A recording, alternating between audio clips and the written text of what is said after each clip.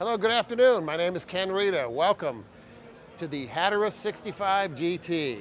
So years back, Hatteras built the first GT at 54 feet. They came following that up with a 60, then a 63. The 65 is the next generation of the GT models for the brand. You'll notice a slightly more exaggerated curvature and shear. We call it the Carolina look. You can see the hull vents on the sides. You notice that the deck house, the bridge, the very sleek, raked look that it has. We come back and the pilasters, a little thinner application on the pilaster. Very customized, custom look. True to its form, the GT series has the performance, 40 knots plus.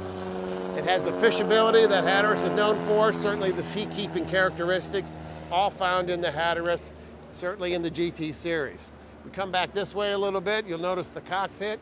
And this particular boat was built by owners of a 63 GT, so they had a lot of influence as to how this boat came about, and they've customized it in many ways to their own specific needs.